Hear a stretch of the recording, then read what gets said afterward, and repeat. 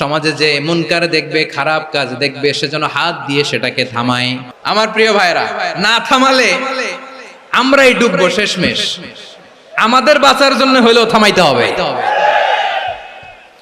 রব্বুল আলামিন বলেন, ওয়াত্তাকু ফিতনাতাল লা তুসিবান্নাল্লাযীনা যালামু মিনকুম খাসসা।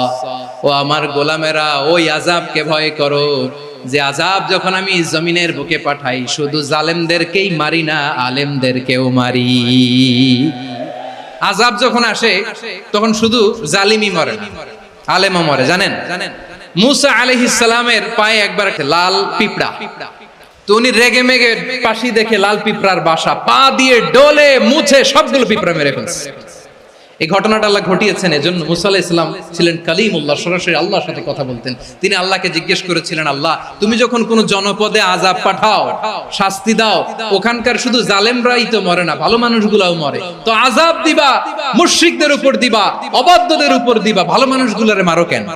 আল্লাহ বললেন, মুসা তোমার যে কামড় দিছিল পায়ের মধ্যে পিঁপড়া, কয়টা পিঁপড়া? একটা পিঁপড়া, তো সবগুলারে মারলা কেন? রেগে মেগে পুরো পিঁপড়ার বাসা ভেঙে ম্যাসাকার করলা কেন? আমি যখন অ্যাকশনে যাই, আমি যখন শাস্তি দেই, তখন এত বাস বিচার করা হয় না, বাস বিচার করা যায় না। যখন অ্যাকশনে যাওয়া হয়, ওইটা ডাইরেক্ট